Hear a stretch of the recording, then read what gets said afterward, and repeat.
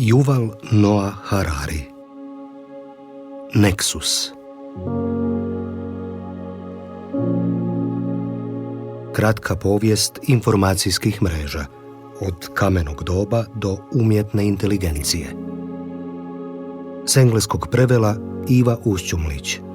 Čita Janoš Römer. Prolog. Naša se vrsta zove Homo sapiens, mudri čovjek. Upitno je koliko smo dobro opravdali to ime.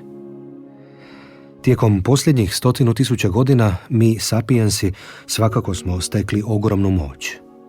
Samo nabrajanje svih naših otkrića, izuma i osvajanja ispunilo bi enciklopedije.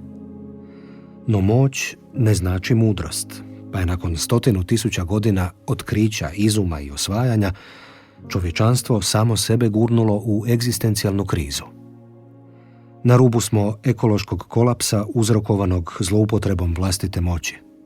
Također zauzeti smo stvaranjem novih tehnologija poput umjetne inteligencije koje imaju potencijal izmaknuti našoj kontroli te nas porobiti ili uništiti. Umjesto da se naša vrsta ujedini kako bi se nosila s tim egzistencijalnim izazovima, međunarodne napetosti rastu, globalna suradnja postaje sve težom, države gomilaju oružja za smak svijeta, a novi svjetski rat ne čini se nemogućim. Ako smo mi sapiensi toliko mudri, zašto smo tako autodestruktivni?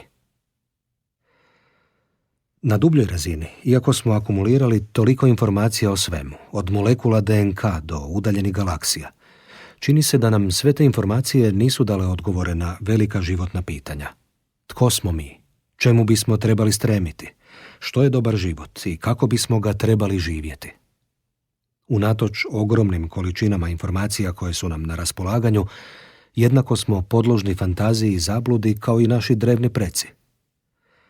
Nacizam i staljinizam samo su dva nedavna primjera masovnog ludila kakvo povremeno obuzima čak i moderna društva. Nitko ne osporava da ljudi danas imaju puno više informacija i moći nego u kameno doba, ali nije baš tako sigurno da bolje razumijemo sebe i svoju ulogu u svemiru. Zašto tako dobro akumuliramo veće količine informacija i moći, a daleko smo manje uspješni u stjecanju mudrosti? Mnoge su kulture tijekom povijesti vjerovale da nas neka fatalna mana u našoj prirodi tjera da težimo moćima koje ne znamo kontrolirati. Grčka mitologija priča o Faetontu, dječaku koji otkriva da je sin Helija, boga sunca. Htijući dokazati svoje božansko podrijetlo, Faetont zahtjeva da mu se dopusti provozati sunčeva ognjena kola. Helije ga upozorava da niti jedan čovjek ne može kontrolirati nebeske konje koji ta kola vuku. Međutim, Faetont uporno inzistira, sve dok mu bog sunca ne popusti. Nakon što ponosno uzleti na nebo, Faetont doista izgubi kontrolu nad ognjenim kolima. Sunce skreće s kursa i putem spali svu vegetaciju, ubije brojna bića i zaprijeti spaliti samu zemlju. Tu se umješa Zeus i pogodi Faetonta gromom.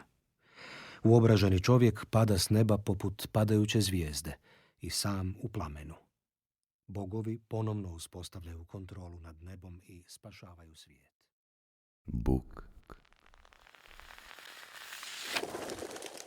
i zvuk.